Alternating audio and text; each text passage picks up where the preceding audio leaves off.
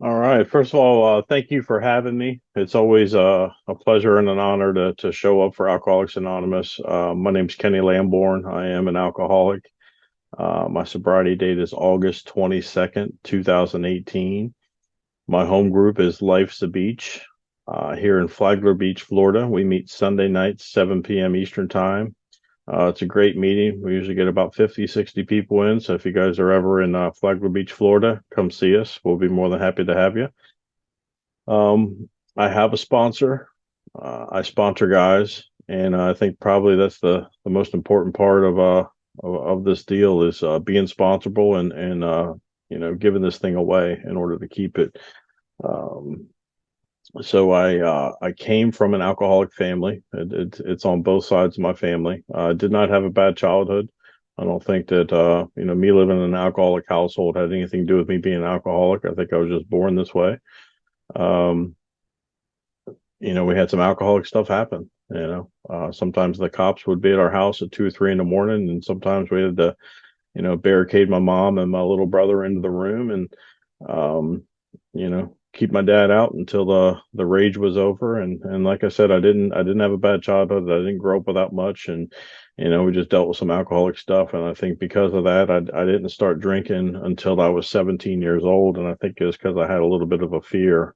Didn't necessarily know what alcoholism was or anything like that. I just kind of seen some bad things related to alcohol, and so I started drinking when I was 17, and I made the agreement with myself that I was just going to drink beer. That was it. No liquor, no drugs. And that went well for the first weekend. And then the second weekend, somebody had liquor. So I threw that agreement out the window and I made a new agreement. And that new agreement was I was just going to drink, alcohol. That's it. No drugs.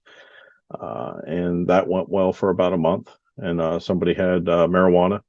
So I threw that agreement out the window. And the new agreement was I was just going to drink and do natural stuff. And um, eventually I was talking to Karan about that earlier. Eventually I stopped making agreements with myself and I just became the type of person that was willing to take anything, say yes to anything. I guess that's translate. Yep, thank you. So నమస్తే అందరికీ. నా పేరు కెనీ ల్యాన్బోన్. నేను ఒక త్రాగుబోతుని. నా సొబ్రైటీ date వచ్చేసి 22 August 2018. నా home group వచ్చేసి లైఫ్ ఈజ్ అ బీచ్, ఫ్లోరిడాలో ఉంటుంది. అక్కడ సుమారు 50-60 మంది మీటింగ్కి వస్తారు. సో మీరు ఎప్పుడైనా ఫ్లోరిడా వచ్చినప్పుడు మా హోమ్ గ్రూప్కి తప్పకుండా విజిట్ చేయండి అని చెప్తున్నారు. అండ్ నాకు ఒక స్పాన్సర్ ఉన్నారు, నేను వేరే వాళ్ళని కూడా స్పాన్సర్ చేస్తాను. అండ్ అది చాలా ఇంపార్టెంట్ అని నేను భావిస్తున్నాను. మనం ఏం పొందామో ఈ ప్రోగ్రామ్ ద్వారా అది తిరిగి ఇవ్వడం మన బాధ్యత అని నేను నమ్ముతాను. అండ్ నేను ఒక తాగుబోతు కుటుంబం నుంచి వచ్చాను. అండ్ కానీ నేను ఒక తాగుబోతు కుటుంబం నుంచి రావడం వల్ల నేను ఒక తాగుబోతుని అయ్యానని నేను నమ్మను. నా తాగుబోతనానికి దానికి అసలు సంబంధం లేదని నేను నమ్ముతాను. నాకు దారుణమైన చిన్నతనం అయితే ఏం లేదు, సాధారణమైన చిన్నతనం ఉంది. కానీ ఇంట్లో తాగుబోతు సమస్యలు ఉండేవి. సో అర్ధరాత్రి 2-3 గంటలకి పోలీసులు వచ్చేవాళ్ళు మా ఇంటికి. నన్ను, మా అమ్మని, మా తమ్ముడిని ప్రొటెక్ట్ చేస్తూ మా నాన్నగారి దగ్గరికి ఆయన్ని స్టేబుల్ చేసేవాళ్ళు. సో ఇట్లాగా అవుతూ ఉండేది. సో నేను 17 ఇయర్స్ 18 ఏట వరకు నేను తాగుడు ముట్టలేదు. కొంచెం భయం ఉండేది తాగాలనంటే. సో అందుకని నేను తాగుడు ముట్టుకోలేదు. కానీ 18 ఏట నేను తాగడం మొదలుపెట్టింది, నేను బియర్తో తాగడం మొదలు పెట్టాను. అప్పుడు నాకు ఆల్కహాలిజం అనే జబ్బు గురించి తెలియదు, ఏమీ తెలియదు. సో నేను ఒక ప్రామిస్ చేసుకున్నాను, ఒక అగ్రిమెంట్లోకి వచ్చాను. నేను ఓన్లీ బియర్ తాగుతాను, హార్డ్ లిక్కర్ లేదా డ్రగ్స్, మత్తు పదార్థాలు చేయను అని నేను చెప్పుకున్నాను. 2వ వారం వచ్చేసరికి ఇంకొక ఫ్రెండ్ దగ్గర హార్డ్ లిక్కర్ ఉండింది. సో అది తాగడం మొదలు పెట్టాను. అప్పుడు మళ్ళీ నేను ఒక ప్రమాణం చేసుకున్నాను, నేను ఓన్లీ తాగుతాను, డ్రగ్స్ అయితే చేయను అని. నెల తిరిగేసరికి నిర్వాణ గాంజా అంటాం, అది చేయడం మొదలు పెట్టాను. సో మళ్ళీ నేను ఇంకొక ప్రమాణం చేసుకున్నాను, ఓన్లీ నేను న్యాచురల్ మత్తు పదార్థాలే చేస్తాను అండ్ తాగుతాను, దాని తర్వాత ఇంకా వీటితో చేయను. సో మెల్లిగా క్రమంగా పోయే కొద్దీ నాకు నాకు నేను చేసుకునే ప్రమాణాలు ఆగిపోయినాయి. నేను ఇంకా ప్రమాణాలు ఏం చేసుకోవడం ఆపేశాను. నాకు ఏది దొరికితే అది చేయడం మొదలు పెట్టాను. అది నా తాగబోతాను అని చెప్పారు. యాకని please go. Yeah. So there's a part in the back of the big book in the story section that says that non-alcoholics adjust their behavior to meet their goals, and alcoholics adjust their goals to meet their behavior. And I remember hearing that for the first time and just being like, that's me. Because it's not like I ever sat down and just made a decision to, just like, screw what I want to do with my life. I'm just going to focus on alcohol, drugs, and that's it. And that's going to be the priority. But if you look back at the actions that I was taking in my life, that looks like exactly what I did. It became the biggest priority in my life, hanging out, going to parties, drinking, chasing women, and I enrolled in college. I can't really say that I went to college because I just enrolled. I never went to class. I just kind of showed up to see where the parties were, and that was about it. And so my the plans that I had in my life, it didn't play out that way. And I remember being about 6 or 7 years into my drinking career, and everybody that I grew up with is now getting married, graduating college, buying houses, having kids, and that's not what my life looked like. I'm living paycheck to paycheck. I'm not even in college anymore. I'm not in a relationship, don't have kids, nowhere close to buying a house. My credit's heading down, and I can't even get the brakes fixed on my car. The brakes on my car, I would say, all right, I'm going to get paid this Friday, and I'm going to fix my brakes. And I would get paid Friday, and I would have an appointment to get my brakes fixed on Saturday. And I would get paid, and I would go out drinking, and I wouldn't make the appointment. I didn't have any more money after I went back out. And the noise that your brakes make when you don't change them is just metal on metal, screeching, crunching, sparks flying. And I did that probably 3 or 4 different times. And that's just the way my life was going. And I remember sitting in Richmond, Virginia, trying to figure out why my life wasn't going the way I wanted to go. And very rarely do I come to the conclusion that it's my fault. It's always someone else's fault. So the conclusion I came to was that it was where I lived, and it was who I was hanging out with. And so the solution to my problem would be for me to move. And so if I moved, then, I could get my life back on track. And so that's when I made the decision to move to Florida. And my dad had just recently moved to Florida, so I moved in with my dad. And the main reason is because, nobody was really buying my stuff anymore in Virginia. My mom had kicked me out of the house a few times, and friends were kind of, I had friends that cared about me, but they also kind of kept me at arm's length because they didn't know what I was up to. Translate. So మన big book లో వెనకాల personal stories లో ఒక line చదివాను. తాగుబోతులు కాని వాళ్ళు వాళ్ళ వ్యక్తిగతాన్ని మార్చుకుంటారు, వాళ్ళు సాధించాలి అనుకున్న గోల్స్ ని సాధించడానికి. కానీ తాగుబోతులు వచ్చేసి వాళ్ళకి ఉన్న గోల్స్ ని మార్చుకుంటారు, వాళ్ళ వ్యక్తిగతాన్ని తగ్గట్టు వాళ్ళ గోల్స్ ని మార్చుకుంటారు. అండ్ నేను అది చదివినప్పుడు అది నాకు బాగా వర్తిస్తుంది అని నేను నమ్మాను.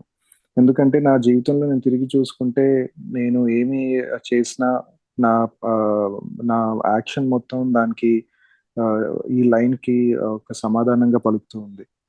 అండ్ నేను చేసింది అదే. అంటే పార్టీస్ కోసం వెళ్ళేవాడిని, ఫుల్ ఇంకా పార్టీ చేసుకోవాలి, తాగడం, అమ్మాయిల చుట్టూ తిరగడం. అండ్ కాలేజ్లో ఎన్రోల్ అయ్యాను, కానీ పెద్దగా కాలేజ్కి వెళ్ళిందే లేదు. సో నా ప్లాన్స్ మొత్తం వచ్చేసి ఎలా తాగాలి, ఎలాగా అమ్మాయిల చుట్టూ తిరగాలి, ఎలా డ్రగ్స్ చేయాలి, ఇవే ఉండేవి నాకు. సో ఒక 6-7 సంవత్సరాలు నా తాగు జీవితం ముందుకెళ్ళాక ఎట్లా ఉండిందంటే, నా ఫ్రెండ్స్ వీళ్ళందరినీ చూసుకుంటే వాళ్ళు పెళ్లి చేసుకుంటున్నారు, పిల్లలు కంటున్నారు, ఉద్యోగంలో మంచి పొజిషన్ కి ప్రమోషన్స్ వస్తున్నాయి, మంచి ఇల్లులు కొనుక్కుంటున్నారు. కానీ నా జీవితంలోకి వచ్చేది చూస్తే నేను ఆ, నెల నెల ఆ శాలరీ మీద బ్రతుకుతూ ఉన్నాను. అది సరిపోయేది కాదు. అండ్ నా కార్ బ్రేక్స్, ఒక చిన్న ఎగ్జాంపుల్, నేను ఎట్లా బ్రతికేవాడిని అని అంటే, నా కార్ బ్రేక్స్ పాడైపోయినాయి. దాన్ని నేను ప్రతి ఆ, శుక్రవారం నాకు శాలరీ పడేది. సో ప్రతి శుక్రవారం అనుకునేవాడిని ఈ శనివారం నేను ఆ బ్రేక్స్ బాగు చేయించుకుంటాను. కానీ శుక్రవారం శాలరీ పడిన వెంటనే నేను వెళ్ళి తాగడానికి వెళ్ళిపోయేవాడిని. శనివారానికి ఎప్పుడు బ్రేక్స్ బాగు చేయించుకోవాలని అదే డబ్బులు మిగిలేవు కాదు. సో అట్లాగా నా కార్ బ్రేక్స్ మార్పించుకోకుండా కార్ నడుపుతూ ఉండేవాడిని. సౌండ్ వస్తూ ఉండేది, డేంజరస్ గా ఉండేది, అయినా అట్లా నడుపుతూ ఉండేవాడిని. అప్పట్లో నేను రిచ్మండ్ వర్జీనియా అనే ప్రాంతంలో ఉండేవాడిని. నేను అప్పుడు ఆలోచించుకుంటూ ఉన్నా, అసలు ఎందుకు నా జీవితం ఇట్లా ఉంది, ముందుకు వెళ్ళలేకపోతున్నాను, నా జీవితంలో ఏమైంది ఎందుకు అని ఆలోచించుకుంటూ ఉన్నాను. అండ్ నా ఆ, స్వభావం ఎట్లాంటిదంటే, నేను బయట ఆ, అన్నిటినీ కారణాలుగా వాడుకుంటా, కానీ ప్రాబ్లం, సమస్య వచ్చేసి నాలో ఉంది అనే అంగీకారానికి రావడానికి నాకు చాలా టైం పట్టింది. సో అదే ఆలోచన విధానంతో నేను ఆలోచిస్తూ ఉన్నాను. ఆ, బహుశా నేను ఉండే ప్రదేశం కరెక్ట్ కాదేమో, బహుశా ఆ, నేను వేరే ప్రాంతానికి వెళ్తే నేను మారుతానేమో, నా జీవితం కూడా బాగుపడుతుందేమో. సో అట్లాగా నేను ఆలోచించి ఫ్లోరిడాకి షిఫ్ట్ అవుదామని అనుకున్నాను. ఎందుకంటే మా నాన్నగారు కూడా రీసెంట్ గా ఫ్లోరిడా అప్పుడు షిఫ్ట్ అయ్యారు. కానీ నిజమైన కారణం చూసుకుంటే, వర్జీనియాలో నన్ను నమ్మే వాళ్ళు ఇంకెవరు లేరు. మా అమ్మ తన ఇంటి నుంచి బయటకు గెంటేసింది నన్ను. దాని తర్వాత మా ఫ్రెండ్స్ కూడా ఆ, సహాయం చేయడానికి అయితే ఉండేవాళ్ళు, కానీ కొంచెం దూరంగానే ఉంచేవాళ్ళు నన్ను. సో నన్ను ఎవరు నమ్మేవాళ్ళు లేరు ఇంకా. సో అందుకని నేను ఇంకా షిఫ్ట్ అవుదాం అని అనుకున్నాను. యాకెని please go. Okay. And so I moved to Florida expecting things to change because I'm leaving the problem. But as I learned when I came into AA, I'm actually bringing the problem with me because the problem for me is in my head. And so the plan was, and I drank for 23 years and I would get in trouble or suffer some sort of consequence, like getting arrested or disappoint my family or whatever it was. And I would swear off, I would quit drinking. And I did this probably 100 different times, and I would write it down. I'm not going to drink anymore. I'm not going to do drugs. I'm going to work out. I'm going to eat better. I'm going to show up to work on time. I'm going to be a better boyfriend or a better husband. And, from this point forward, I'm going to change my life. And that was the way that I felt when I was coming to Florida. I'm going to get things back on track. And, so I remember I drove down and dropped my stuff off at my dad's apartment. And I had two friends come with me from Virginia, and they got a hotel on the beach, and they were going to hang out for the first week. And so I, checked into the hotel with them and started drinking. And I was like, I'm going to have some fun today, and then tomorrow, I'm going to get my life together. And I would love to tell you that right after that is when I came into AA and started turning my life around, but it was actually another 14 years. 14 years of me, trying to get it right. And, my drinking career is a series of me building my life up and then burning it down, building my life up and then burning it down, building my life up and burning it down. And I continue to do that. And, I would get in trouble and swear off. And every time that I swore off, sometimes I would last, 2 or 3 months. Towards the end of my drinking career, I'm swearing off in the morning and I'm drunk that afternoon. And every time I pick back up again, the plan was not to ruin my life. The plan was not to go get arrested. The plan was not to go disappoint my family or my wife or anything like that. The plan sounded like a good, reasonable idea. I'm just going to have a six pack. That's it. I'm just going to drink on Fridays. Can't get in trouble that way. And so what would happen is I would come home with the six pack. I would have a couple beers, and I'm looking at the four beers that are left, and the phenomenon of craving kicks in, and I'm like, that's not going to be enough. So I'm thinking about where I'm going to go get the next set of alcohol, and I'm out driving to go get it, and I come back, and by that time the allergies kicked in, and I'm just drinking, and I usually drink until I pass out or run out, or I don't have access to alcohol anymore, and I'm looking through the refrigerator and the cabinets trying to find the wine or anything else that's in the house. And that's just the way that I drink, and I've been unsuccessfully trying to control my drinking and drugs since day one. And once I start, I don't have an off button. I got to be stopped or run out or something else has to take place because I just don't stop. I just keep going. And, you know, so I got married along the way, and my wife really got the crap end of the stick. I drank for 23 years, and she got the last 14 years of my drinking career, which probably weren't the funnest years. But when I came into AA right before that, she had seen me swear off probably 40 or 50 times at least, and she would just start shaking her head. When I came home with a six pack again. Translate. Yeah, thank you. So నేను ఫ్లోరిడాకి, Virginia నుంచి ఫ్లోరిడాకి shift అయినప్పుడు నేనేమనుకున్నానంటే నాకు తాగుడుతో ఉన్న ప్రాబ్లమ్ని నేను వర్జీనియాలోనే వదిలేస్తున్నాను, నాతో పాటు నేను తీసుకుని రావట్లేదు అని అనుకున్నాను. ఆ భావనలో నాకు కూడా. కానీ ఏలోకి వచ్చాక నాకు అర్థమైంది ఏంటంటే ప్రాబ్లం నాతోనే వస్తుంది నేను ఎక్కడికి వెళ్ళినా, ఎందుకంటే నా ప్రాబ్లం నా మెదడులో ఉంది.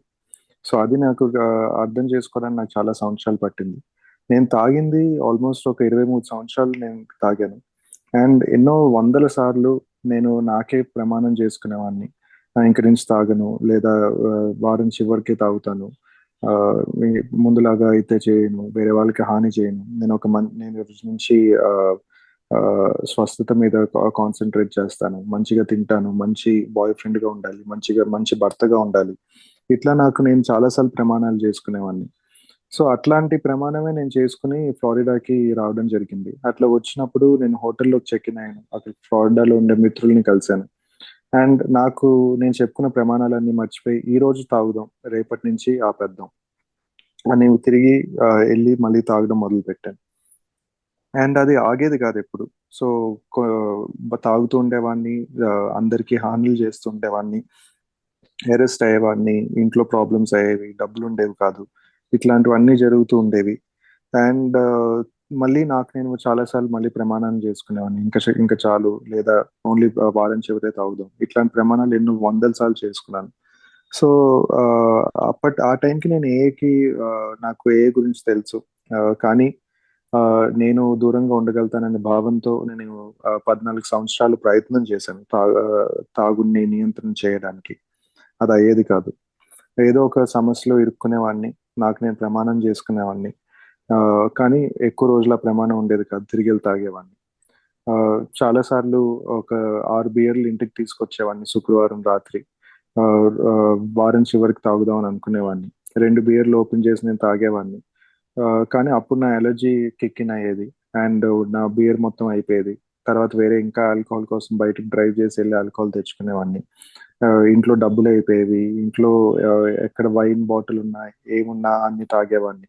నేను నేను ఎట్లా తాగుతానని, నేను తాగి తాగి స్రూత పడిపోవాలి, అంతవరకు నేను తాగుతూనే ఉంటాను. సో నాకు మందు దొరికే వరకు తాగుతూనే ఉంటాను. చివరికి నా దగ్గర డబ్బులు లేదు, మందు ఇంకా ఆ, కొనుక్కోవడం కుదరదు అనే పరిస్థితి వరకు నేను తాగేవాడిని. సో అట్లాగా నేను ఉండేవాడిని, అట్లాంటి పరిస్థితిలో ఉండేది.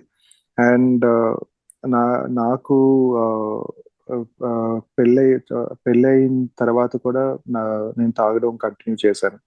నా భార్య ఆఖరి 14 సంవత్సరాలు నా తాగుబోతు జీవితంలో నాతో పాటు గడిపింది.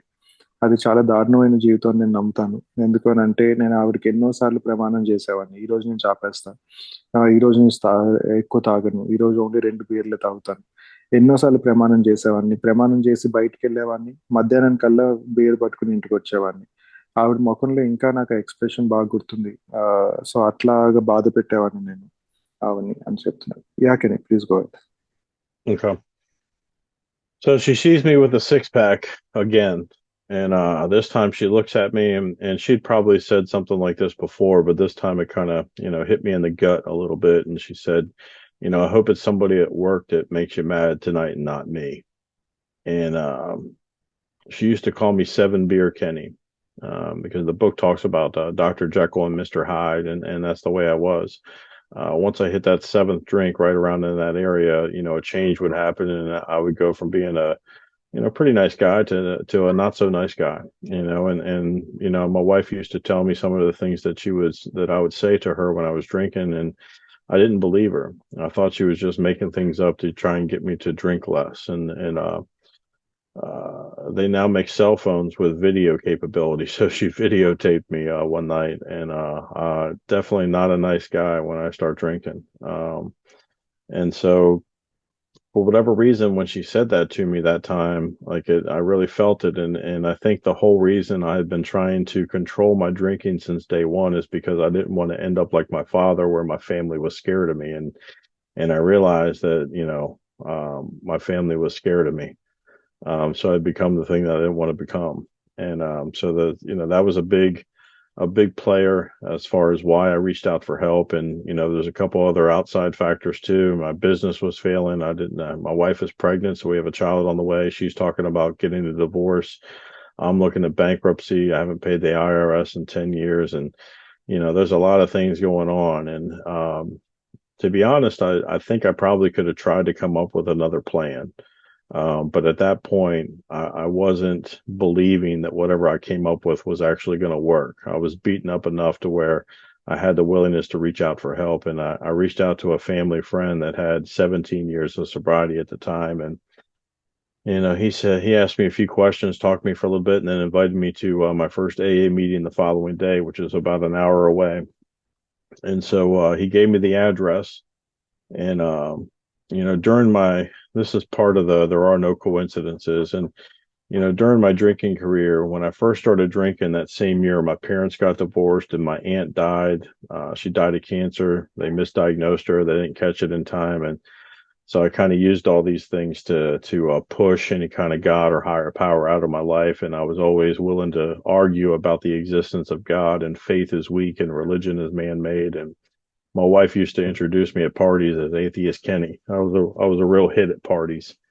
So he gives me this address, and I show up, and it's a Lutheran church, and that's the same type of church that I grew up in. And I remember it kind of stopped me in my tracks, and I was just like, man, I guess I'm in the right place. I'll take this as a good sign. And I couldn't tell you a whole lot about that first meeting. Everybody was super nice to me. They gave me a white chip, surrender chip, and a big book, and they gave me a list of numbers.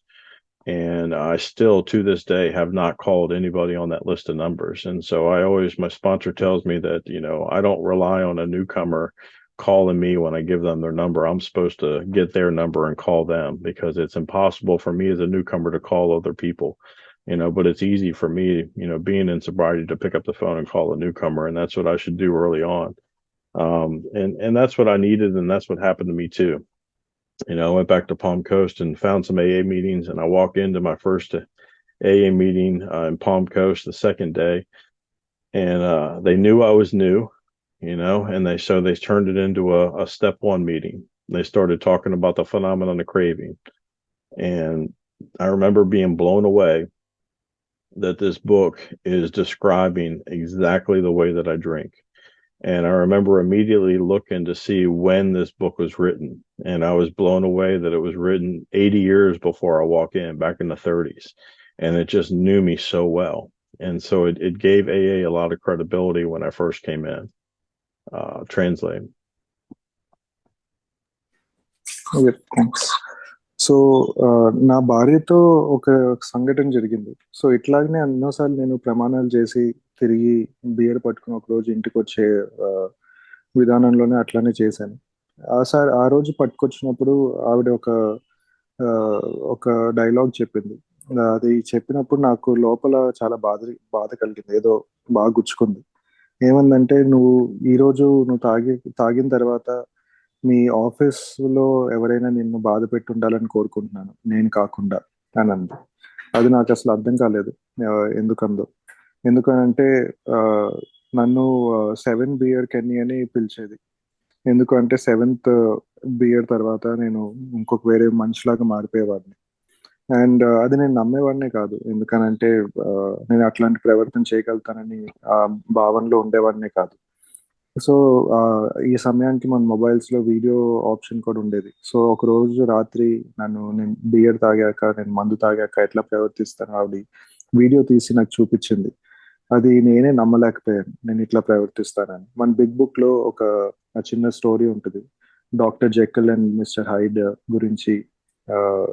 Doctor జెక్కల్ and hide అని అంటే ఒక మనిషి ఒక తర్వాత ఒక మృగంలో ఎట్లా మారిపోతాడు తనకు తెలియకుండానే.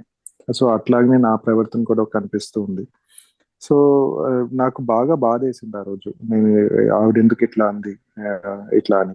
ఎందుకనంటే నేను చాలా రోజులు నా మందుని తాగే ఆ, తాగుడిని నియంత్రణ ఎందుకు చేయాలనుకున్నానంటే, నేను మా నాన్నగారి లాగా మారకూడదు, నేను మా ఇంట్లో వాళ్ళు నన్ను చూసి భయపడకూడదు, అట్లానే అనుకునేవాడిని. కానీ తిరిగి చూస్తే నేను ఏది దేన్నైతే భయపడుతూ దాని నుంచి తప్పించుకుందామని ప్రయత్నం చేశాను, నేను అదే అయ్యాను, ఇంకా దారుణంగా తయారయ్యాను.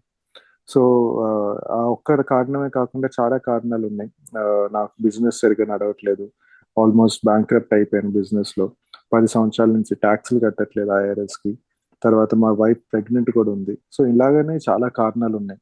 కానీ ఆ రోజు నన్ను అడిగితే ఆ, నేను ఇంకొకసారి నాకు ప్రమాణం చేసుకుని ఒక కొత్త విధంగా నేను మా తాగుడు ఆపుదామనే ప్రయత్నం చేసి ఉండొచ్చు. కానీ ఎందుకు చేశానో ఎందుకు చేయలేదో నాకు తెలియదు. కానీ ఆ ఆ టైంకి నన్ను ఆల్కహాల్ బాగా ఓడించింది. అండ్ ఆ సమయంలో నేను వేరే వాళ్ళ దగ్గర సహాయం అడిగే పరిస్థితిలో పరిస్థితికి తీసుకొచ్చింది నా తాగుడు. సో అందుకే నేను ఆ రోజు వేరే ఒక ఫ్యామిలీ ఫ్రెండ్, ఒక ఏ మెంబర్ ఉన్నారు. అతను ఆ టైంకి ఆ, ఆ, ప- 18 సంవత్సరాలు సోబర్ గా ఉన్నారు, 17 years సోబర్ గా ఉన్నారు. సో ఆయన రీచ్ అవుట్ అయ్యాను నేను. సో ఆయనతో మాట్లాడి, ఆయన నాతో కొన్ని ప్రశ్నలు అడిగి అంతా మాట్లాడాక నన్ను మొట్టమొదటిసారి ఒక ఏ మీటింగ్ కి తీసుకెళ్లారు. అండ్ నేను టాపిక్ ఇచ్చింది కూడా ఒకటి ఏంటి అని అంటే, there are no coincidences అనే టాపిక్ ఇచ్చాను. ఎందుకంటే నేను అదే టైంకి ఏ మీటింగ్కి వెళ్ళిన టైంకి ఆ, నేను ఒక నాస్తికుడిగా వెళ్ళాను. మా ఆంట్ ఒక ఆవిడ క్యాన్సర్ వల్ల చనిపోయారు, మిస్డయాగ్నోస్ అవడం వల్ల చనిపోయారు, డాక్టర్స్ మిస్డయాగ్నోస్ చేయడం వల్ల. సో దేవుడు లేడు అనే భావంతో బాగా బాగా ఉండేవాడిని. సో నన్ను మా వైఫ్ ఎక్కడైనా పార్టీలో వేరే వాళ్ళకి ఇంట్రడ్యూస్ చేసేటప్పుడు కూడా తిన నాస్తికుడు కెని అని ఇంట్రడ్యూస్ చేసేది. సో నేను తిరిగి చూస్తే నా ఫస్ట్ మీటింగ్ వచ్చేసి ఒక లూథరన్ చర్చ్ లో వచ్చింది. అండ్ అదే నాకు పెద్ద జలక్ లాగా క్రియేట్ చేసింది. తర్వాత చూస్తే ఆ, నా ఫస్ట్ మీటింగ్ లో గుర్తు తెచ్చుకుంటే ఏమైంది అని అంటే, అందరూ చాలా మంచిగా ప్రేమతో నన్ను ఆహ్వానించారు. మీటింగ్ లో ఒక చిప్ ఇచ్చారు, సొబ్రైటీ సరెండర్ టోకెన్ అని ఇచ్చారు. ఆ, దా- దాని తర్వాత ఒక బిగ్ బుక్ ఇచ్చారు. దాని తర్వాత అందరి నంబర్స్ ఇచ్చారు. ఈ రోజు వరకు నేను ఆ నంబర్స్, వాళ్ళు ఇచ్చిన నంబర్స్ లో ఎవరికి నేను కాల్ చేయలేదు. సో నా స్పాన్సర్ నాకు తర్వాత చెప్పడం జరిగింది, నువ్వు నేను ఒక న్యూ కమర్ కి నంబర్ ఇస్తే తన నాకు కాల్ చేస్తారనే ఆకాంక్షతో నేను వెయిట్ చేసి ఎదురు చూడకూడదు. నేను తన నంబర్ తీసుకుని తనకు నేను కాల్ చేయాలి, అది నేను తనకు చేయాల్సిన సర్వీస్ అని నా స్పాన్సర్ నాకు చెప్పేవాళ్ళు. సో అది నేను ప్రాక్టీస్ చేయడానికి ప్రయత్నం చేస్తాను ఈ మధ్య. సో దాని తర్వాత ఆ, నేను ఉండే ప్రాంతం పామ్ కోస్ట్ కి వచ్చి అక్కడ ఏ మీటింగ్లు ఎక్కడ ఉంటాయో కనుక్కొని మరుసటి రోజు అక్కడ ఏ మీటింగ్కి వెళ్ళడం జరిగింది. అండ్ అందరికీ అక్కడ అర్థమైంది నేను ఒక న్యూ కమర్ని అని. సో అది స్టెప్ 1 మీటింగ్ గా టాపిక్ మార్చారు. అండ్ ఆ స్టెప్ 1 మీటింగ్ గా టాపిక్ మార్చి నా జబ్బు గురించి ఆ, వాళ్ళ ఎక్స్పీరియన్సెస్, ఆ అనుభవాలు షేర్ చేసినప్పుడు, వాళ్ళు తాగే విధానాల గురించి అనుభవాలు షేర్ చేసినప్పుడు, బిగ్ బుక్ లో మన జబ్బుని ఎలాగైతే వివరించారో అదంతా చదివి వినిపించినప్పుడు నాకు ఆ, నేను I was literally blown away అని చెప్తున్నారు. ఎందుకంటే నా జీవితంలో నేను ఎట్లాగ తాగాను, నేను ఏవైతే కారణాలు వాడాను, ఆ, ఎన్నిసార్లు ఆపుదాం అనుకున్నాను, ఎలాగ నియంత్రణ చేద్దాం అనుకున్నాను, మొత్తం బిగ్ బుక్ లో ఉంది. నేను తాగే విధానం. అండ్ ఇది ఎప్పుడు రాశారు అని తిరిగి చూస్తే ఆల్మోస్ట్ 80 సంవత్సరాల ముందు రాశారు. మళ్ళీ నాకు అవాక్ అయిపోయాను. సో అట్లాంటి ఎక్స్పీరియన్స్ ఉండింది నా సెకండ్ మీటింగ్ లో అని చెప్పారు. Yeah please go head can. I don't trust myself. I know all I ever do is quit drinking and drink again. That's all I've ever done for 23 years. And so I start going to two meetings a day. I go to a 12 nooner and I go to 7 o'clock. And I did that for the first 2 or 3 weeks. And I'm trying to figure out, what I need to do to figure this thing out. And I remember it was like my third or fourth meeting, somebody gave me the 5 things to do every day, which are the closest thing that I can get to guarantee that I don't drink each day. And the 5 things are: in the morning I ask my higher power to help me not drink that day, and 2 is read some AA literature. 3 is to talk to other alcoholics. 4 is to hit a meeting. And then five, at the end of the day, if I didn't drink, I thanked that higher power for helping me not drink. And, you know, thankfully I was beat up enough. I didn't really have too much fight in me, and I was willing to pray. I was willing to try this thing out. And, in the beginning, I'm freaking out. I got all this stuff going on. My life is falling apart, and I'm having a lot of panic attacks. And I remember talking to my temporary sponsor when I first came in, and he suggested that I pray. And I told him I don't know how to pray, so he suggested that I use the Serenity Prayer. And so every time I started freaking out or having anxiety, I would say the Serenity Prayer. And so I'm saying the Serenity Prayer 25, 30 times a day. Wake up in the middle of the night freaking out, and I would say the Serenity Prayer. And I noticed over the next week or two that um, my freaking out or my anxiety attacks, whatever you want to call it, started happening less frequently. And when they did occur, they were shorter. So I looked at that as the first time I reached out to this higher power, and he was showing up for me. Um, and so then, fast forward, I'm 2 weeks into AA, and I remember going into these meetings, and now these people know me and they're seeing me, come back every day, and so I go in and I'm like, you know what, my wife isn't really. I think that she should be treating me different. I got 2 weeks sober now, and they were like, Kenny, how long have you been drinking with your wife? And I was like, 14 years. And they were like, yeah, you don't have no expectations. You're lucky that your wife is even still with you. And so they politely told me to, shut up and sit down. There's more to do here. And so with anything, I'm a really good beginner. I start off humble. It doesn't matter if it's, work, relationships, school, AA. I start off humble, hardworking, willing to take suggestions, put my best foot forward. Translate. Thank you. So నేను నన్ను నమ్మడం మానేశాను. నా మీద నాకు నమ్మకం చచ్చిపోయింది. ఎందుకంటే నేను తాగుడు కొన్ని రోజులు ఆపేవాడిని, తిరిగి తాగేవాడిని. సో నా మీద నాకు అసలు నమ్మకం అనేది పూర్తిగా పోయింది. తర్వాత నేను ఏలో కొత్తగా వచ్చినప్పుడు రోజుకి 2 మీటింగులు చేసేవాడిని. మధ్యాహ్నం ఒక మీటింగ్ చేసేవాడిని, సాయంత్రం 7 గంటలకు ఇంకొక మీటింగ్ చేసేవాడిని. అండ్ ఏలో వాళ్ళు బాగా నాకు చెప్పింది, కొత్తలో ఉన్నప్పుడు నాకు చెప్పింది ఏంటంటే, ఈ ఐదు పనులు చేయి నువ్వు రోజు.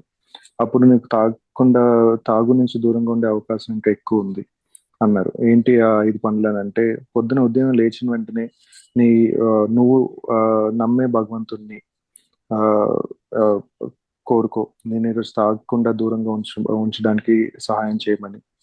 తర్వాత ఏదో ఒక సాహిత్యం చదువు. తర్వాత వేరే ఆల్కహాలిక్స్ తో మాట్లాడు. ఆ, తర్వాత ఒక మీటింగ్కి వెళ్ళు, నాలుగోది.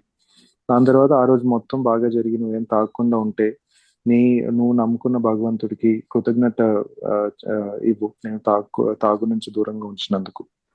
అండ్ నేను ఆ సమయానికి వాళ్ళు ఏది చెప్పినా నేను చేయడానికి సిద్ధంగా ఉండే పరిస్థితిలో ఉన్నాను. ఎందుకంటే తాగుడు నన్ను ఆ పరిస్థితికి తీసుకొచ్చింది. అండ్ వాళ్ళు ఆ, నాకు కొత్తలో నాకు చాలా యాంగ్జైటీ, ఇంకా పానిక్ అటాక్స్ ఇవి బాగా ఎక్కువ అయ్యేవి. సో వాళ్ళ దగ్గరికి వచ్చి నేను అడిగినప్పుడు వాళ్ళు ప్రేయర్ చేయి అని చెప్పేవాళ్ళు. వాళ్ళు చెప్పేవాళ్ళు, నాకు ప్రేయర్ ఎట్లా చేయాలో నాకు తెలియదు, ఏం చేయాలి అని అడిగితే అప్పుడు సెరెనిటీ ప్రేయర్ గురించి చెప్పారు. అండ్ సెరెనిటీ ప్రేయర్ ఎప్పుడైనా నీకు అట్లాగా అనిపించినప్పుడు, నీకు బాగా గంభీరంగా అనిపించినప్పుడు, ఈ యాంగ్జైటీ ఉన్నప్పుడు, పానిక్ అటాక్స్ ఉన్నప్పుడు సెరెనిటీ ప్రేయర్ చెప్పుకోమని చెప్పారు, ప్రశాంత ప్రార్థన. సో అది నేను రోజు వాడేవాడిని. ఆల్మోస్ట్ 25-30 సార్లు కంటే ఎక్కువగా నేను రోజు ఆ, వాడేవాడిని. సో అట్లాగా ఆ, ఉండేటప్పుడు మెల్లిమెల్లిగా ఆ, నా చూస్తే నా యాంగ్జైటీ ఇంకా పానిక్ అటాక్స్ ఇవన్నీ తగ్గడం మొదలుపెట్టింది. అవి వచ్చే తీవ్రత తగ్గడం మొదలుపెట్టింది. అవి ఉండే డ్యూరేషన్ తగ్గడం మొదలుపెట్టింది. సో అప్పుడు నాకు ఫస్ట్ టైం నాకు కొంచెం నమ్మకం కలగడం జరిగింది, ఒక ఉన్నత శక్తి ఉన్నాడు, ఆ, నన్ను కాపాడుతున్నాడు, నా ప్రేయర్స్ ఆన్సర్ చేస్తున్నారని. అండ్ 2 వారాల తర్వాత నాకు స్లోగా ఇంకా కోరికలు మొదలైనవి. ఏం కోరికలు అంటే, నా భార్య నన్ను డిఫరెంట్ గా చూడాలి, భిన్నంగా చూడాలి. ఎందుకంటే నేను మారిపోయాను. నేను 2 వారాల నుంచి బంధుకు దూరంగా ఉన్నాను. సో ఇట్లాగా నేను బాగా ఎక్స్పెక్టేషన్స్ పెట్టుకునేవాడిని. అండ్ వచ్చి నేను మీటింగ్స్ లో షేర్ చేస్తున్నప్పుడు మెంబర్స్ అడిగేవాళ్ళు, నీ భార్య నీతో ఎన్ని సంవత్సరాల నుంచి ఉంది, నీ తాగు జీవితం ఎన్ని సంవత్సరాల నుంచి నీతో పాటు ఉంది అని అంటే, 14 సంవత్సరాలు నేను నా తాగు జీవితంలో నాతో ఉంది నా భార్య అని చెప్పారు. అండ్ 2 వారాలు నువ్వు తాగకపోయేసరికి నీ భార్య నిన్ను ఎలా నమ్ముతుంది? సో నీవు ఇంకా యాక్చువల్లీ చాలా అదృష్టవంతుడి, నీతో భార్య నీకు ఇంకా నీతో ఉంది, నీకు డివోర్స్ ఇచ్చి వెళ్ళిపోకుండా ఉంది. సో అదైనా గుర్తించు అని అట్లా చెప్పడం జరిగింది. సో నా ప్రవర్తనలో విధానం చూస్తే నేను ఏదైనా మొదలు పెట్టడంలో చాలా ఆ, ఆ, వినయంతో మొదలు పెడతాను, చాలా హంబుల్ గా మొదలు పెడతాను. కానీ మెల్లిగా నాకు అహంకారం పెరుగుతూ పోతుంది. నాకు తెలుసు దీన్ని ఎట్లా చేయాలో. నా జీవితంలో ఏది చూసుకున్నా అట్లానే జరిగింది. ఉద్యోగం కానివ్వండి, బిజినెస్ కానివ్వండి, రిలేషన్షిప్స్ కానివ్వండి, ఈవెన్ ఏఏలో ప్రోగ్రామ్ కానివ్వండి. నేను నా మొదలు పెట్టడం అయితే చాలా ఆ, ఆ, ఏమంటారు, నెమ్మదిగా హంబుల్ గా మొదలు పెడతాను. స్లోగా ఆ హ్యూమిలిటీ మొత్తం పోతుంది, నా అహంకారం అదుపునిస్తున్నాను. యాకిని please go. Yeah. So I'm a really good beginner, and the pain is great in my life, and so usually that's where my willingness come from. So I'm willing to take these suggestions, and so I do everything that everybody's asking me to do or suggesting that I do. So I get a sponsor, I start working the steps, I get a home group and a service commitment, and I'm going to meetings every day, doing my 90 and 90, and I'm off in my AA life, and so I'm doing everything I'm supposed to be doing for the first 3 or 4 months. And, with anything, after I have a little bit of success, I get a case of the I got this.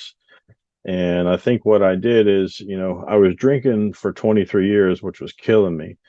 And then, if I drink that long and then I don't drink for 3 months, I'm going to have some physical relief. So physically, I was feeling better, and I mistook relief for recovery. And so I got a case of the I got this, and I stopped calling my sponsor, and I stopped working the steps. I got through step 3 and started writing on my step 4, and I was convinced that the step 4 is how they get you.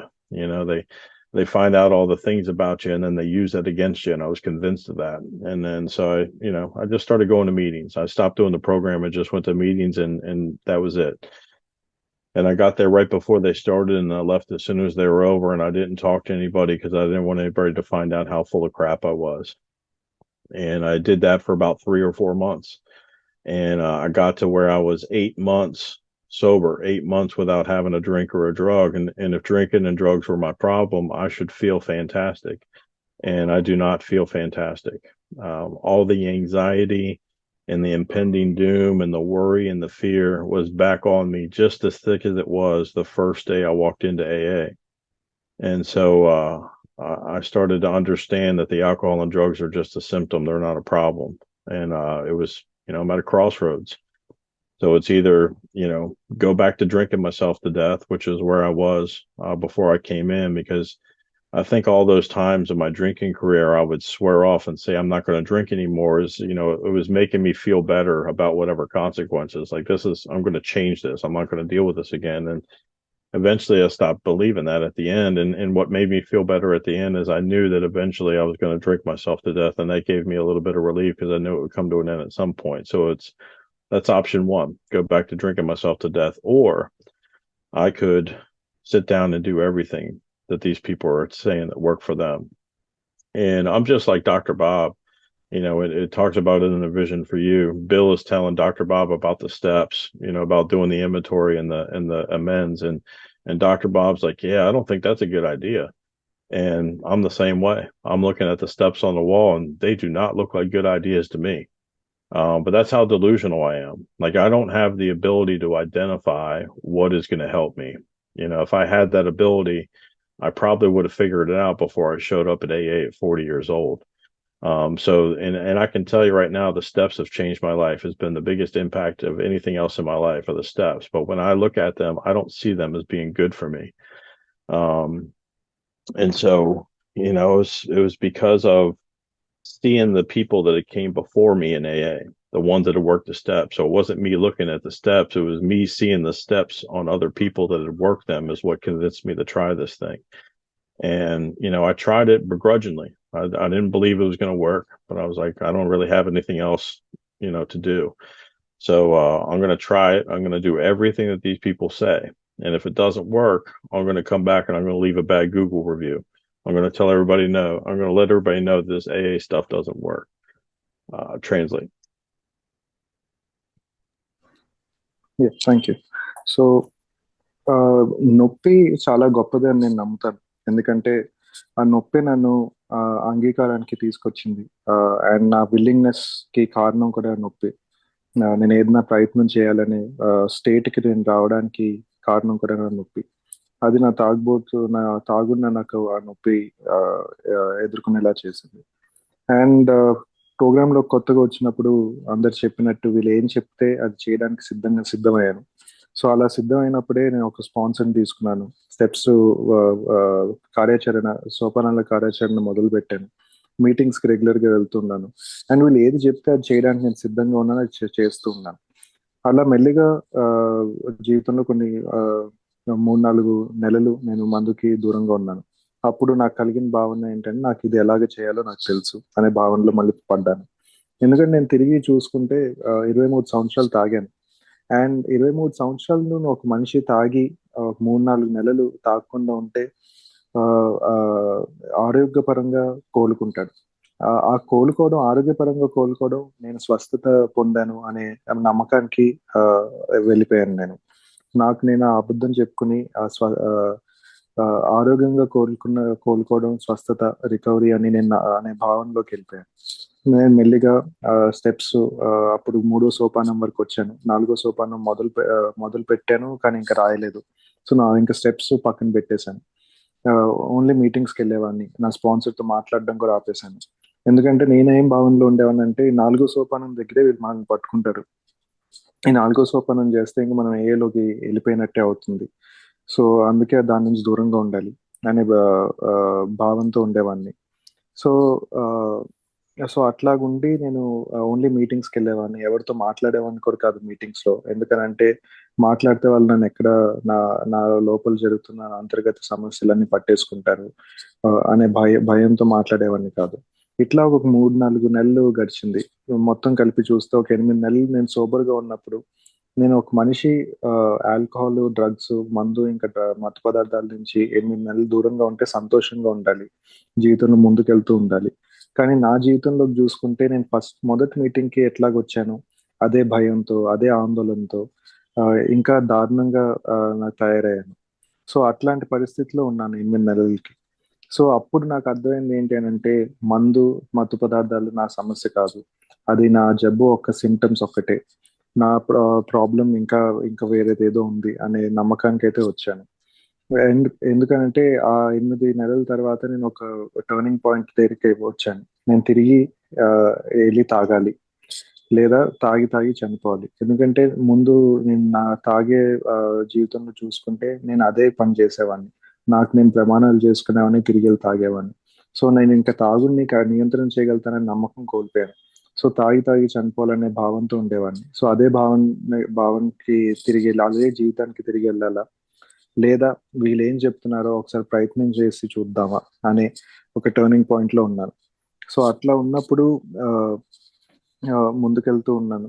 So దాని తర్వాత doctor Bob కూడా ఇట్లానే bill doctor Bob కి సోపానాలు చేయాలి, పై ఆ, జాబితా తీసుకోవాలి, ఇవన్నీ చెప్తున్నప్పుడు డాక్టర్ బాబ్ కూడా ఆయనతో ఇట్లానే అన్నారు, ఇది పనిచేస్తుందని నేను నమ్మను అనే ఉద్దేశంతో ఉన్నారు.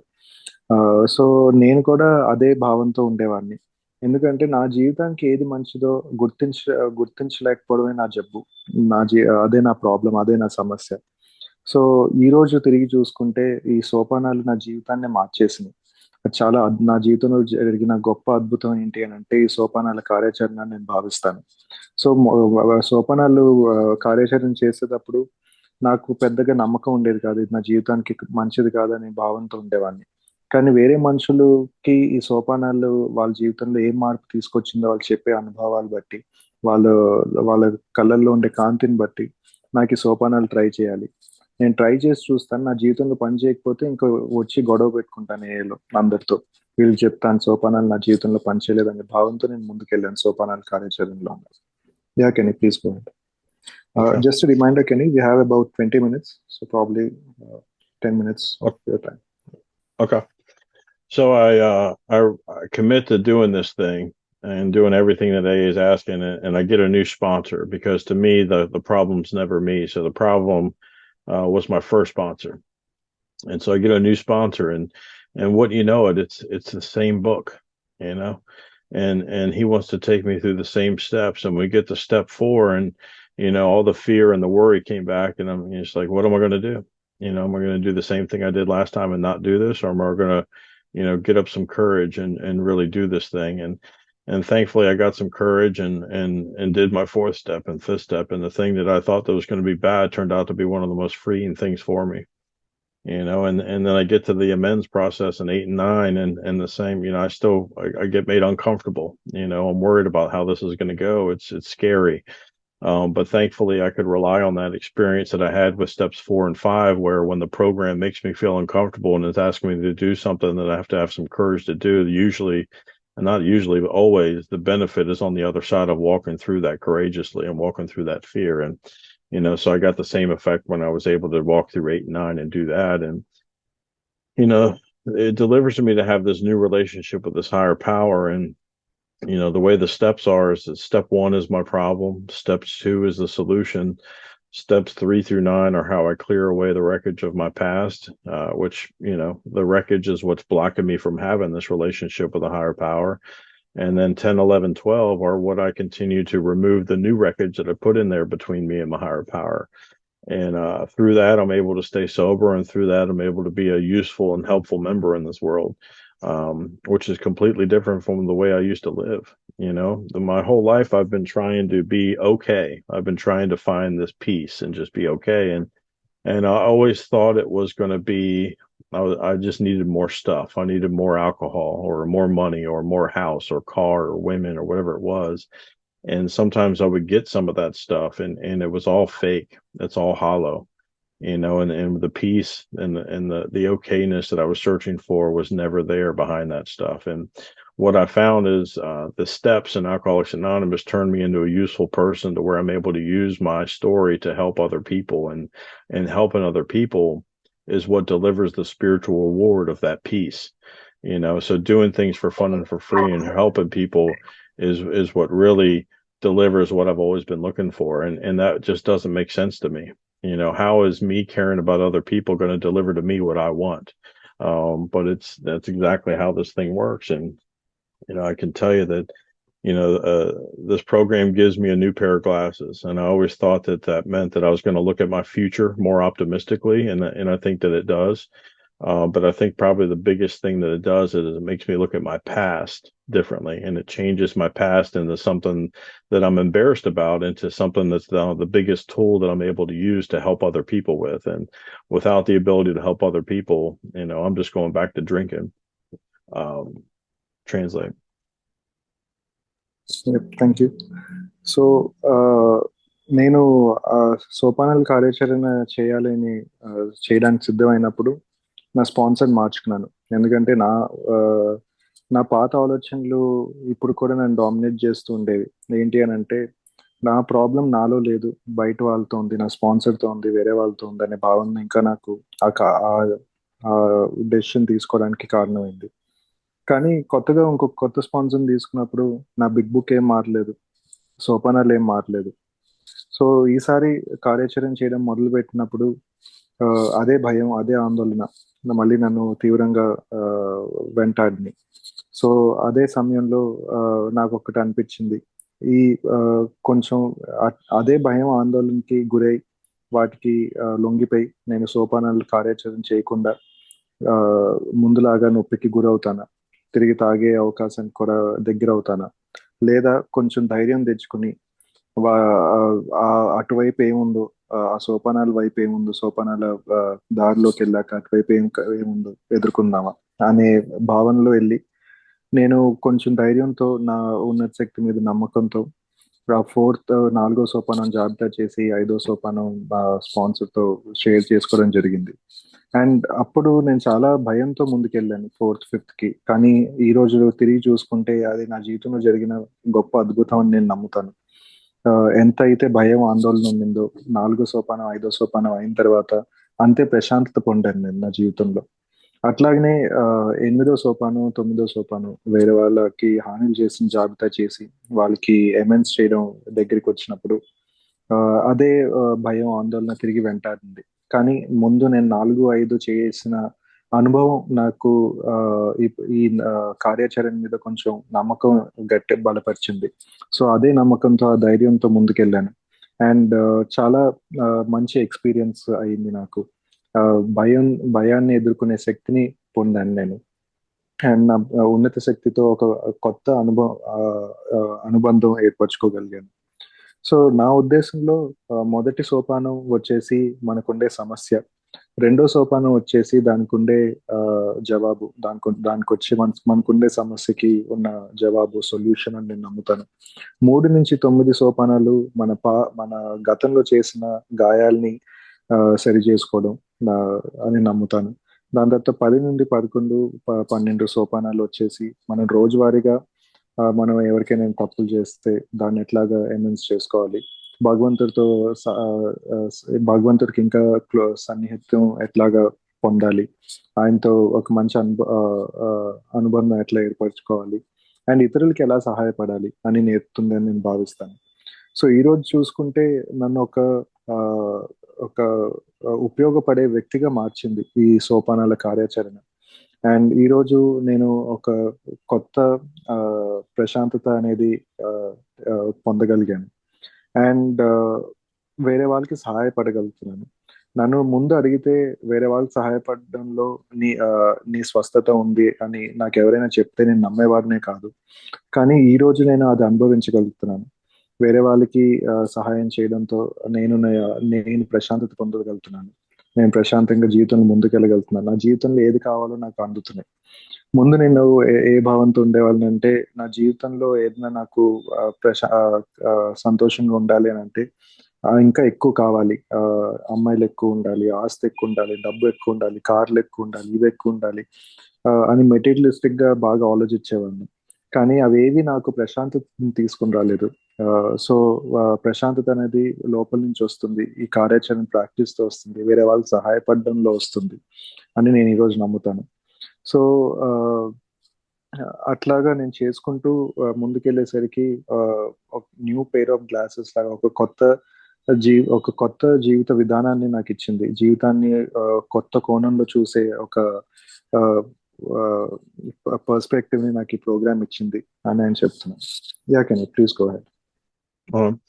So during my drinking career, I'm arguing with people all the time about the existence of God and religion is man-made and faith is weak. And, during this time, my wife and I are unsuccessfully going through fertility treatment. So we're trying to have a kid and it's just not working. We're spending all this money and once or twice a year we try it and we spend the money, take the drugs and all that stuff and wait for the phone call. The phone call comes and it's like, nope, didn't work. And so to me, in those moments, it's proof to me that either there is no God, or if there is, and he's certainly a punishing God. And we did that for 10 years, and 7 years into that, my wife is a nurse and she's at the doctor and, getting a physical, and the doctor asks her if she's got anything else going on. And she says that when she's using her stethoscope, she's got a whooshing sound in her right ear. And so he's like, well, that's not right. And so he feels her neck and she's got like an extra pulse in the back of her neck. So he goes and, sends her to get a scan. And what happened is she ended up having a fistula in the right side or right carotid artery, which is basically like a hole. And she was probably born with it, but she had capillaries grow from the left side of her head over to the right to plug the hole, and it was all intertwined with her spine and vertebrae. And so they had to do an emergency like 6-hour surgery and go in through her arteries in her legs and put 32 platinum titanium coils in her neck to kind of shut the artery down and clot it up. And in the moment, to me, like we already have 7 years of trying to have a kid, not having a kid, and then you're going to throw this at us. And it was just proof that there is no God, and if there is, it's a punishing God. And so, and you couldn't convince me otherwise. And then so I come into AA and I'm working these steps. And the way I look at it now is that, if any of those fertility treatments had worked before they found that fistula in her neck and she did get pregnant, she would have died giving birth on the table because that thing would have burst and she'd have bled out in less than a minute. And so the way that I look at that now is that's the biggest foundation of my faith. That's proof enough to me that a higher power was doing for me what I could not do for myself. even though I'm going around telling people that God doesn't exist or he's a punishing God and arguing with people, and feeling like I was doing a pretty good job of convincing people. And to me now, that's proof that my higher power is a loving higher power. My higher power wants what's best for me. My higher power is a forgiving higher power. And that's the new pair of glasses that I get in this. And, so I'm, it finally worked after 10 years. We threw the last embryo in and we got a kid on the way. And my kid was born 2 months early. I was about 90 days sober. And when you're born that early, you don't really have all the instincts. So he doesn't know how to breathe very well. And we spent 2 months in the hospital in the NICU. And, it was stressful. He's stopping breathing. The alarms go off. Nurses rush in. And, I remember going down to get something to eat. And in walked a guy from my Thursday men's meeting. And I looked at that as, just a sign from a higher power that, hey, I know things are rough, but things are going to be okay. Translate. So నేను నా తాగే జీవితంలో ఎట్లా ఉండేదని అంటే నేను మనుషులతో బాగా ఆర్గ్యూ చేసేవాడిని. దేవుడు లేడు, మనది ఏమంటారు మతాలంతా ఆ, నిజ నిజం కాదు, ఏవో ఇట్లా ఫేక్ గా క్రియేట్ చేసింది అనే నమ్మకంతో ఉండేవాడిని. అలాగనే ఆర్గ్యూ చేసేవాడిని మనుషులతో. నేను ఒక నాస్తికుడిలాగా ప్రవర్తించేవాడిని. అండ్ నేను నా భార్య ఆల్మోస్ట్ 10 సంవత్సరాలు ఒక పిల్లోడి కోసం కష్టపడ్డాం. పిల్లల్ని కనడం కోసం కష్టపడ్డాం. చాలా ఇంజెక్షన్స్, చాలా ట్రీట్మెంట్స్ చేసుకున్నాం. డబ్బులు సేవ్ చేసుకునే వాళ్ళం. దాని తర్వాత ఆ ట్రీట్మెంట్ కి వెళ్ళే వాళ్ళం. కానీ ఏది పనిచేసేది కాదు. సో ప్రతిసారి మేము ఒక కొత్త ట్రీట్మెంట్ చేయించినప్పుడు అది పని చేయనప్పుడల్లా నేను రెండే ఆలోచనలకు వచ్చేది. ఐదర్ మనకి భగవంతుడు లేడు, లేదా ఉన్న భగవంతుడు నన్ను బాగా ఆ, ఆ, శిక్షించే భగవంతుడు, నన్ను ప్రేమించే భగవంతుడు కాదు అని ఆ, ఆ, ఆ, అన్నారు. సో దాని తర్వాత ఇట్లా మేము 10 సంవత్సరాలు ప్రయత్నించే సమయంలో 7వ సంవత్సరంలో ఒక చిన్న అద్భుతం జరిగింది. ఇది ఈ రోజు తిరిగి చూసుకుంటే అద్భుతం అని భావిస్తాను నేను. ఆ, నా భార్యకి ఏదో నార్మల్ గా చెకప్కి వెళ్ళినప్పుడు నెక్ లో ఏదో ఇష్యూ ఉంది ఇలా అని చూస్తే చాలా పెద్ద న్యూరలాజికల్ ఇష్యూ, నరాలకు సంబంధించిన ఇష్యూ బయటపడింది. అండ్ ఇమీడియట్ గా ఒక సర్జరీ చేయాల్సి వచ్చింది. 6 గంటలు సర్జరీ చేసి మొత్తం చాలా పెద్ద సర్జరీ జరిగింది. అండ్ ఆవిడ దాని నుంచి బ్రతికి బయటపడ్డారు. సో ఈరోజు ఆ సర్జరీ జరిగినప్పుడు కూడా నేను అదే భావంతో ఉన్నా. దేవుడు లేడు, నన్ను ఎందుకు ఇట్లాగా శిక్షిస్తున్నారు, నన్ను నా భార్యని నన్ను ఎందుకు ప్రేమించట్లేదు, నాకు ఎందుకు ఇంత కష్టాలు క్రియేట్ చేస్తున్నారు, ఆ, పిల్లలు లేరు అందుకని ఇది కూడా ఇంత కష్టం ఎందుకు పెడుతున్నారు అనే భావంతో ఉండేవాడిని. కానీ అదే ఉద్దేశంతో నేను ఏఏలోకి రావడం జరిగింది. కానీ తిరిగి నేను చూసుకుంటే ఆ, నాకు ఆ ఆ 7 సంవత్సరాలు మా భార్యకి ఆపరేషన్ జరిగే ముందు గనక పిల్లల్ని కనుంటే మా భార్య ప్రాణాలు కోల్పోయే పరిస్థితిలో ఉండేది. ఆ ఆ ఆ జబ్బు ఆవిడకున్న ఇష్యూ బయట పడకపోయి ఉంటే ఆవిడ ప్రాణాలు కోల్పోయేది, ఆ పిల్లోడి ప్రాణాలకి ప్రమాదం ఆ పిల్లోడిని కనుంటే.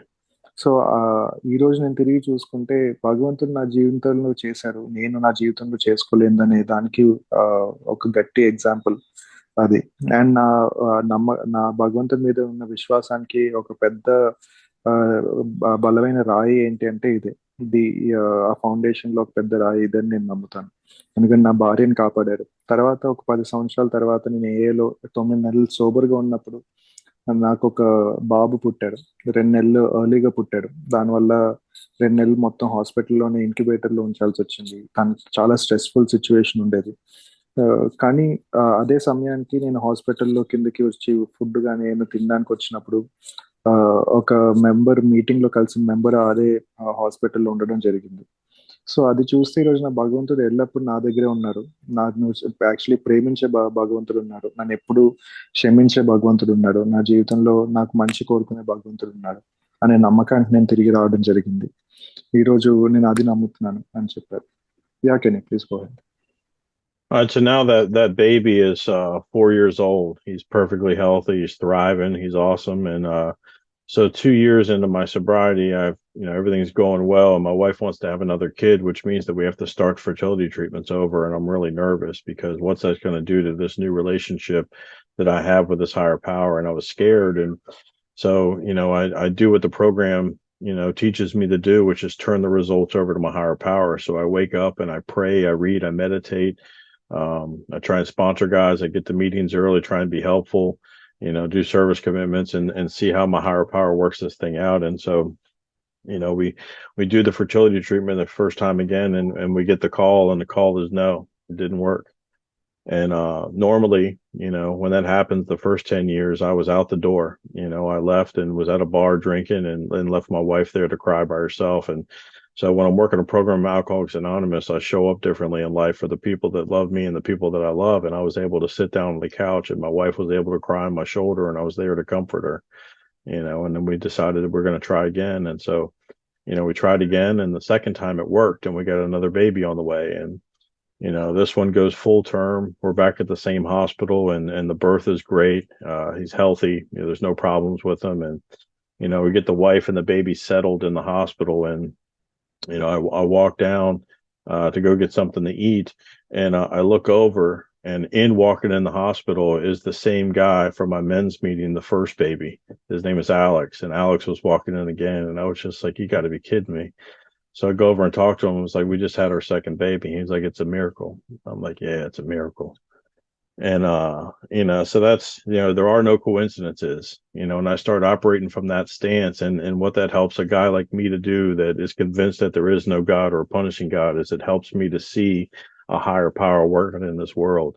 And I desperately need help in doing that. And that's what the program of Alcoholics Anonymous does for me. And, fast forward to, just a few months ago, the whole reason that Alex was at the hospital the first go around is his brother was having a baby.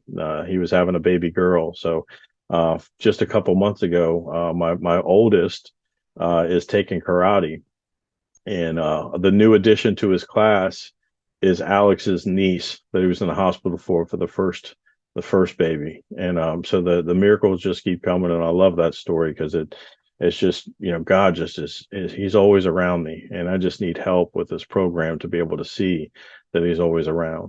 Translate. Thank you. So నా కొడుకు ఈరోజు 4 సంవత్సరాలు. And దాని తర్వాత నేను నా పిల్లోడు 2 సంవత్సరాలు ఉన్న టైంలో నా భార్య ఇంకొక పిల్లోడి కోసం ప్రయత్నిద్దాం, ఆ ట్రీట్మెంట్స్ మళ్ళీ చేసుకుందామని నాకు చెప్పింది. నాకు చాలా భయం, ఆందోళన మళ్ళీ తిరిగి రావడం జరిగింది. కానీ ఈసారి ఎందుకో నాకు నా ప్రోగ్రామ్ చెప్పినట్టు నేను ప్రయత్నించాను. రిజల్ట్స్ అనేది నా భగవంతుడికి మీద భారం వేసి వదిలేశాను. నేను ప్రేయర్ చేసుకున్నాను, మెడిటేషన్ చేశాను, భగవంతుడికి వదిలేశాను. దాని తర్వాత ఆవిడతో ఫర్టిలిటీ ట్రీట్మెంట్స్ మొదలుపెట్టాం, పిల్లోడి కోసం ట్రై చేయడం మొదలుపెట్టాం. అండ్ మొట్టమొదటిసారిగా ఒక రౌండ్ అయ్యాక మాకు కాల్ వచ్చింది, ఈసారి కుదరలేదు, పిల్లోడు పుట్టడు అని కాల్ వచ్చింది. అండ్ ముందు ఇట్లాగా ఎన్నోసార్లు 10 సంవత్సరాలు మేము ముందు ట్రై చేసినప్పుడు నేను ఎట్లాగా దానికి రియాక్ట్ అయ్యేవాడిని అంటే, ఇది ఇలాగ కాల్ వచ్చినప్పుడు ఇమీడియట్ గా నేను బయటికి వెళ్ళిపోయి తాగడానికి వెళ్ళిపోయేవాడిని. నా భార్యను ఒంటరిగా వదిలేసి ఆవిడ ఏడుస్తూ ఉండేది, కుమిలిపోతూ ఉండేది పిల్లలు పుట్టట్లేదని. సో అలాంటి పరిస్థితిలో వదిలేసి వెళ్ళిపోయేవాడిని నేను తాగడానికి. కానీ ఈసారి ప్రోగ్రామ్ చెప్పినట్టు వేరే వాళ్ళ కోసం ఉండాలి, వేరే వాళ్ళని జాగ్రత్తగా చూసుకోవాలి అన్నట్టు ప్రోగ్రామ్ చెప్పినప్పుడు, ఆ కాల్ వచ్చినప్పుడు నేను నా భార్యతోనే ఉన్నాను. ఆవిడ నన్ను గట్టిగా పట్టుకుని ఏడవడం జరిగింది. సో ఆ టైంలో నేను ఆవిడతో ఉండగలిగాను. సో ఇట్లాగా ఇంకొకసారి మేము ప్రయత్నించాం పిల్లోడి కోసం. ఈసారి వర్కౌట్ అయింది. దాని తర్వాత ఒక మంచి హెల్దీ పిల్లోడు పుట్టాడు మాకు. సో ఇంకొక అద్భుతం ఏంటి జరిగింది అని అంటే, ఈసారి మేము పిల్లోడి కోసం వెళ్ళినప్పుడు ఏ వ్యక్తి అయితే మొట్టమొదటిగా నాకు ఒక బాబు పుట్టినప్పుడు ఎదుర్కొన్నాడు, నా థర్స్డే మెన్స్ మీటింగ్ లో కలిసేవాడు, అలెక్స్ అతని పేరు. అతను ఈసారి కూడా హాస్పిటల్కి రావడం జరిగింది. అండ్ అతనితో వెళ్ళి నేను మాట్లాడడం జరిగింది, ఇట్లా షేర్ చేసుకోవడం జరిగింది, ఇట్లా నాకు పిల్లలు పుట్టారు, నువ్వు మళ్ళీ ఈసారి కలిసావు ఏంటి ఇట్లా అని. అతను అన్నది ఒకటే, ఇది చాలా అద్భుతం, ఇది దేవుడు క్రియేట్ చేసిన అద్భుతాల్లో ఇది ఒకటి. సో అందుకే నేను నమ్ముతాను, ఏది యాదృష్టికం కాదు, అన్ని అద్భుతాలే మన జీవితంలో జరిగేది. అండ్ అది మన హైయర్ పవర్, మన ఉన్నత శక్తి మనల్ని ఎల్లప్పుడూ ప్రేమిస్తూ, ఎల్లప్పుడూ కాపాడుతూ, ఎల్లప్పుడూ క్షమిస్తూ మనల్ని చూసుకునే ఉన్నత శక్తి ఉందని నేను భావిస్తాను. సో అట్లాగనే ఈరోజు అలెక్స్ని అడిగాను అసలు ఏమైంది, ఎందుకు అలా వచ్చావంటే ఆ రోజు వాళ్ళ ఆ, ఆ, అన్నదమ్ములకి అలెక్స్ ఒక బ్రదర్ కి ఒక పాప పుట్టడం జరిగింది. సో దానికోసం అలెక్స్ రావడం జరిగింది. ఈరోజు తిరిగి చూసుకుంటే నా కొడుకు ఒక కరాటే క్లాసెస్కి వెళ్తాడు. అక్కడికే అలెక్స్ వాళ్ళ ఆ, ఆ, ఏమంటారు బ్రదర్ డాటర్ నీస్ ఆవిడ కూడా అక్కడికి వచ్చి కరాటే క్లాసెస్ నేర్చుకుంటుంది. సో ఇది చాలా అద్భుతమైన ప్రోగ్రామ్, అద్భుతమైన జీవితాన్ని కి నా కళ్ళు ఓపెన్ అప్ అయ్యేలాగా ఈ ప్రోగ్రామ్ నన్ను చేసింది. ఈ సోపానాలు కార్యాచరణ అదంతా వాటన్నిటికీ కారణాలు ఇవన్నీ. సో అలా చేయడం వల్ల ఈరోజు నాకు నా జీవితంలో ఒక నన్ను ప్రేమించే, క్షమించే, ఎల్లప్పుడూ నన్ను కాపాడే ఒక ఉన్నత శక్తి ఉన్నారని నేను నమ్మకానికి వచ్చాను అని ఆయన చెప్తున్నాను. యాకన్ you're muted, Ken. Sorry about that. So, that's what this program does is the solution for me now, as I understand it, with step two is a higher powers. Me running the show is not a successful thing. And I can't fix my broken mind or my broken brain with my broken brain. And so I need these steps in order to deliver to me a higher power. And it's just a completely different way of living life, and it's not the way that I thought that it was going to help me. But higher power is my solution, and I don't get to a higher power without the program of Alcoholics Anonymous. And so I'm definitely a satisfied customer when it comes to this thing. I'm a believer and it works. And it wasn't because I thought it was a good idea. It was because I took the word of the other people that came before me that drank like I did, and that's where my faith comes. The belief comes before the faith. And the story I was told on that is, if I'm new in an area or new to town and I have car troubles, I'm looking for a mechanic that can fix my car, and I don't know anybody. So I ask some people if they have a suggestion on somebody honest that's going to do good work for me. And I take their suggestions and I believe them. And I take my car to get fixed and he does a good job, and then a year later I have something else go wrong with my car. And, I don't have to ask anybody else how to do it. I believed them the first time I took the car to him, it worked. And now I have faith, that it's going to work again. And so I take my car back to him and again, he does well. And that's the way Alcoholics Anonymous worked for me, as far as I believe the guys that came before me. I tried this thing out in its entirety and it starts working for me. And so that builds my faith in this program and builds my faith in this higher power. And that's something I was desperately missing my entire life. I think that's probably about my time. Translate. Yeah. So ఈరోజు నాకున్న సమస్యకి solution ఏంటి అని అంటే నా ఉన్నత శక్తి మీద ఆధారపడడం అని నేను నమ్ముతాను. అదే ఈ ప్రోగ్రామ్ నాకు నేర్పించింది. నేను నా జీవితాన్ని సరిగా నడుపుకోలేను. నా ఉన్నత శక్తి చూపించినట్టు నా జీవితాన్ని నడుపుకోవడమే అప్పుడు నేను బాగుంటాను, నా చుట్టూ వాళ్ళ పక్కన వాళ్ళందరూ కూడా బాగుంటారు. అండ్ ఇది ఒక చాలా భిన్నమైన జీవిత విధానం. నేను ముందు ఎట్లాగా నా జీవితాన్ని నడిపించుకునేవాడినో దాంతో కంపేర్ చేస్తే చాలా డిఫరెంట్ వే ఆఫ్ లైఫ్ అని నమ్ముతున్నాను. కానీ నేను ఏ భావంతో అయితే ఈ ప్రోగ్రాంలోకి వచ్చానో ఆ భావాన్ని పట్టుకుని ఉండుంటే నేను అసలు ముందుకెళ్ళేవాడినే కాదు. నేను ఏ భావంతో వచ్చానంటే ఈ సోపానాలు నా జీవితానికి మంచిది కాదేమో అనే ఉద్దేశంతో ఉన్నాను. కానీ వేరే వాళ్ళ జీవితాల్లో పనిచేయడం చూశాను. వేరే వాళ్ళు నాకు ఇచ్చిన సజెషన్స్ నేను ఇంప్లిమెంట్ చేయడం స్టార్ట్ చేశాను. అట్లా వేరే వాళ్ళ జీవితాల్లో జరుగుతుందనే నమ్మకంతో నేను ముందుకెళ్ళడం వల్ల నా ఈ ప్రోగ్రామ్ నాకు వర్క్ అయింది. సో ఒక లైన్ ఉంటుంది, అందరూ అంటారు బిలీఫ్ కమ్స్ బిఫోర్ ఫెయిత్ అని. నమ్మకం విశ్వాసం కంటే ముందు వస్తుంది అని. సో ఒక ఎగ్జాంపుల్ నాకు గుర్తుకొచ్చేది ఏంటి అని అంటే, నీ కార్ బ్రేక్ డౌన్ అయినప్పుడు, నువ్వు ఒక తెలియని ప్రాంతంలో ఉన్నప్పుడు, నీ కార్ పనిచేయట్లేదు అని అంటే నువ్వు అక్కడ అడుగుతావు ఇక్కడ ఎక్కడైనా మెకానిక్ ఉన్నాడా ఏంటి అని. సో వాళ్ళు ఎవరైనా చెప్తారు అక్కడ మెకానిక్ ఉన్నారు అని. సో నువ్వు అక్కడికి వెళ్ళడం వాళ్ళ మీద ఉన్న నమ్మకంతో వెళ్తావు. అక్కడ మెకానిక్ నిజంగా నీ కారు బాగు చేయగలుగుతాడా లేదా అనేది అంతా సెకండరీ. నువ్వు అక్కడికి వెళ్ళి మెకానిక్ కార్ ఇవ్వడం నువ్వు చేయాల్సిన పని. అది చేశాక ఒకవేళ మెకానిక్ ఆ కార్ ప్రాబ్లమ్ సాల్వ్ చేస్తే నాకు విశ్వాసం ఏర్పడుతుంది వాళ్ళు చెప్పిన మాటల మీద, ఆ మెకానిక్ మీద. సో అట్లాగనే నాకు ఈ ప్రోగ్రామ్ కూడా పనిచేసింది. మీరు చెప్పిన మాటలు, మీకు ఈ ప్రోగ్రామ్ క్రియేట్ చేసిన అద్భుతాలు మీ జీవితంలో విన్నప్పుడు నాకు నమ్మకం ఏర్పడింది, ఈ ప్రోగ్రామ్ నేను కూడా ఒకసారి ప్రయత్నించి చూడాలి అని. తర్వాత నేను ఈ ప్రోగ్రామ్ కార్యాచరణ చేసి ముందుకు వెళ్తూ ప్రోగ్రామ్ చెప్పినట్టు నడుచుకుంటూ వెళ్తున్నప్పుడు ఆ విశ్వాసం అనేది ఏర్పడింది నా జీవితంలో జరిగే అద్భుతాలు చూసేసరికి. సో అట్లాగనే ఈ ప్రోగ్రామ్ నన్ను మార్చింది, నా నమ్మకాలని మార్చింది, నేను నేను ఉండే జీవిత విధానాన్ని మార్చింది. సో ఈ రోజు నేను నమ్మేది అదే, ఏమి కోఇన్సిడెన్సెస్ అనేవి లేవు నా జీవితంలో, అద్భుతాలే ఉన్నాయి.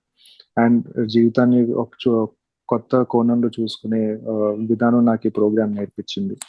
సో నేను నా టైం చివరి వరకు వచ్చినట్టున్నాను, మీ అందరి కృతజ్ఞత తెలుపుకుంటున్నాను అని ఆయన షేరింగ్ ముగించాలండి. So can you we are closing the sharing session and then stopping the recording, just informing you. Thank you so much for having me. Thank you.